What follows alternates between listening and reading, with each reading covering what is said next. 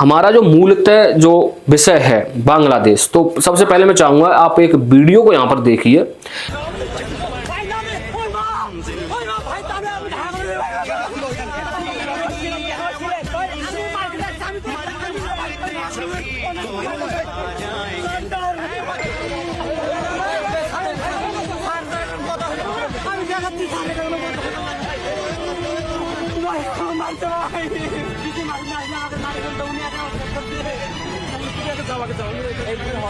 ये जो वीडियो है, ये वीडियो सर बांग्लादेश में दीपू चंद्र दास, जो इसकी संभवतः 18 या 19 दिसंबर को लिंचिंग वगैरह की गई।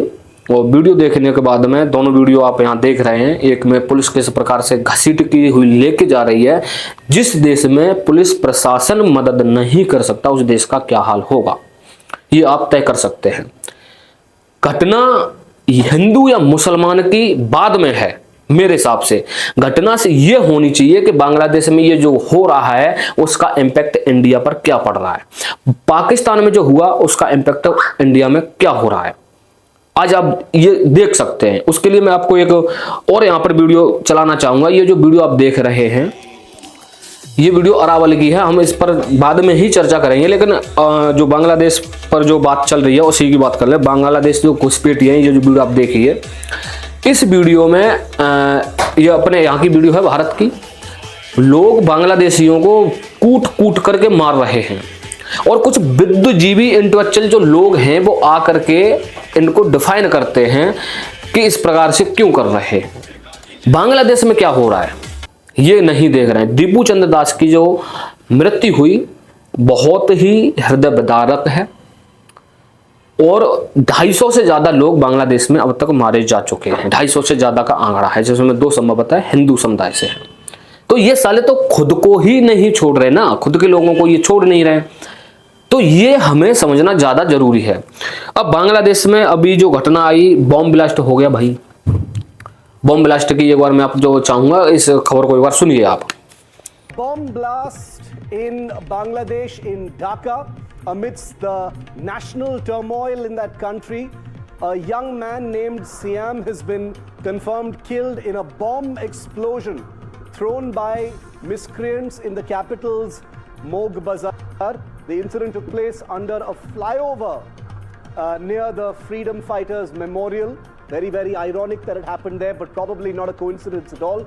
The bomb was thrown downward from above the. ये खुद अपने देश में ये लोग अपने ही देश के जो इंफ्रास्ट्रक्चर जो है उसको बर्बाद कर रहे हैं। और वहां से मूलतः ये भी कहा गया, वहां का कोई लीडर था तथाकथित, जिसने ये कहा कि पाकिस्तान मतलब इंडिया को अगर हमने पैसे भेजना बंद कर दिए तो भारत जो है भूखा मर जाएगा। अब इसको इन सालों को ये नहीं पता है, चमन चौपतियों को, कि यूनिस ने अभी जो प्राइम मिनिस्टर जो वहां का है बांग्लादेश ने कहा, उसने 50 टन चावल की मांग की है भारत से। पहले वो वियतनाम वगैरह कहीं से खरीदते थे, लेकिन भारत से सस्ते दाम पर मिलता है। अब ये इनकी हालत है। ये लोग गोभियां वहां से चुरा रहे हैं। इनकी जो हालत है वो पूरी दुनिया देख रही है। अब इसी पर जो योगी जी ने जो कहा संसद में, वो हम योगी जी का जो संसद में उन्होंने कहा उसका विस्तार से विश्लेषण जो भी है करेंगे। उन्होंने जो कहा वो लाइन में आपको सुनाना अवश्य चाहूंगा। एक बार उस लाइन को सुनिए आप लोग। देखो, बांग्लादेश में एक दलित नौजवान को कैसे जला दिया गया। आप लोग गाजा पट्टी में होने वाले किसी भी उस पर आंसू बहाते हैं, लेकिन आपकी जवान से एक शब्द नहीं निकल रहा है, क्योंकि एक दलित नौजवान मारा गया बांग्लादेश में, और उस नौजवान के मरने पर आपकी जवानी सिल चुकी है। क्यों? हिंदू है, दलित है, आप बोलेंगे नहीं। और यही सच्चाई है। निंदा प्रस्ताव पारित होना चाहिए और ये प्रस्ताव नेता विरोधी दल की तरफ से आना चाहिए कि इस घटना की हम भर्त्सना करते हैं और बांग्लादेश। अब यहां पर योगी जी ने जो कहा कि आप तो बांग्लादेश पर भी नहीं बोल सके क्योंकि वोट बैंक के जरिए, और ये सत्य है।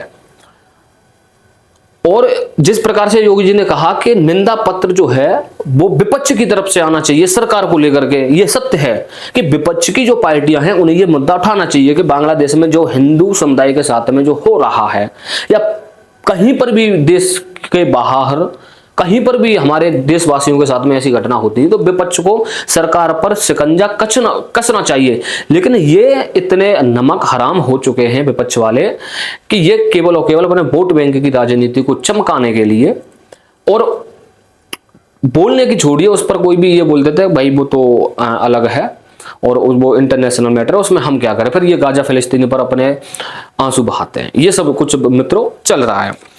अब जो वहां पर बांग्लादेश में एक जो घटना घटित हुई ढाका में, मूलतः कोई कार्यक्रम था, तो जो लड़का तो नहीं बोल सकते उसको, LODA बोल सकते हैं, वो जो था उसकी मौत हुई। उसके बाद में एक और को गोली लगी। उसका जो भाई है ओस्मान हादी करके जो उसका नाम है, वो उसने भाई यूनुस को घेर लिया। अब वही होता है ना कि सांप को अगर दूध पिलाओगे तो वो सांप आपको ही आकर के दंश देगा।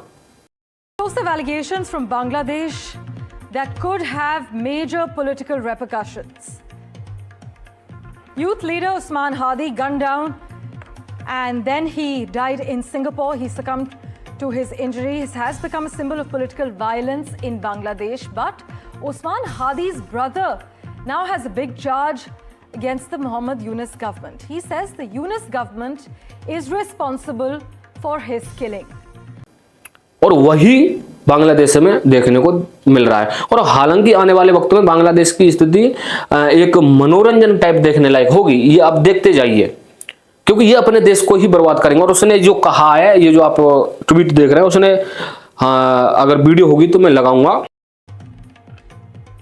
যারা রাষ্ট্র ক্ষমতায় থাকাকালীন অবস্থায় ওসমান হাদিকে হত্যা করা হয়েছে, এই হত্যার দায় আপনারা এড়াতে পারবেন না।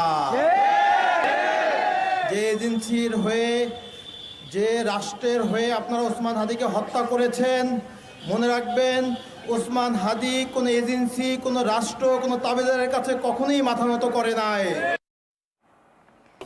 लेकिन ट्वीट पे उसने कहा कि हमारे जो भाई था उसको यूनुस ने मरवाया, उसके जो प्रजातंत्र में जो लोग हैं उन्होंने मरवाया और इसका जिम्मेदार यूनुस है। और जिस प्रकार से हमने शेख हसीना को भगाया है उसी प्रकार से इसको भी हम यहाँ से समाप्त कर देंगे, भगा देंगे। तो वही है कि भाई सांप को दूध पिलाओगे तो वो दंश तो आपको आकर के देगा ही देगा। अब मित्रों, जो भारत में जो चल रहा है कि बांग्लादेश पर सरकार, गवर्नमेंट जो है भारत की, वो कोई स्टैंड क्यों नहीं ले रही है, तो इसका ये तो नहीं हो सकता है कि सरकार कुछ ना कर रही हो, पहला। दूसरा, जो इसका मुख्य कारण है ये हमें समझना बहुत जरूरी है कि हम सरकार पर, हाँ सरकार पर शिकंजा कसने लायक जो है इंडिगो जो हुआ था उस पर सरकार को घेरना चाहिए। लेकिन बांग्लादेश भाई, ये फॉरेन पॉलिसी होती है, उस हिसाब से काम करा जाता है। हाँ, जिस प्रकार से इजराइल ने ये बात कही है कि कहीं पर भी पूरी दुनिया में इजरायली रह रहा है, अगर उसके साथ में कोई भी व्यक्ति उसको ऊपर अत्याचार करता है तो वो इजराइल उस पर एक्शन लेगा। इजराइल ने तो खुलेआम बोला है। तो मुझे लगता है कि हाँ, भारत सरकार को ये बोलना चाहिए और कहीं पर भी भारत का निवासी है उसके साथ में कोई भी देश हो, कहीं पर भी अत्याचार हो रहा है, उसको प्रताड़ित करा जा रहा है, तो भारत को स्टैंड लेना चाहिए। लेकिन कुछ पिछले 65-70 वर्षों से जो पॉलिसी हमारे देश में चलती आ रही है उसको भाई धीरे धीरे लाने में समय लगता है, पहला। दूसरा ये कि अगर बांग्लादेश में भी दो मूलतः हिंदुओं को जिस प्रकार से जलाया गया और पिछले बीते वर्ष 2024 अगस्त के समथिंग वहां पर जो बहन बेटियों के रेप हुए, इसके लिए भारत सरकार जो है वो किस प्रकार से रिएक्ट कर सकती है, ये नॉर्मल आप लोगों की समझ से परे है। और वो इसलिए है कि आपको शायद ये समझना पड़ेगा कि भाई डिप्लोमेटिक प्रॉब्लम्स होती हैं, अगर उनको लेकर के ऐसे ही अगर बयानबाजी मोदी एक ट्वीट कर दें कि हम ये करेंगे, अभी 2 मारे गए हैं, आने वाले समय 200 मारेंगे वो लोग। वो अपनों का सलीके कुत्ते हराम, ये कट कर देना। ये जो है ये उन अपने लोगों को नहीं छोड़ रहे हैं, ये अपने लोगों को काट रहे हैं, अपने लोगों का मतलब वहां का संसद पर हमला कर रहे हैं, दुकानों को जला रहे हैं, तोड़ रहे हैं। म्यूजियम जो था, वहां की पुस्तकें, वहां जो बांग्लादेश का जो इतिहास है उसको इन्होंने बर्बाद करा। लेकिन ये तो समझना बहुत ज्यादा जरूरी है।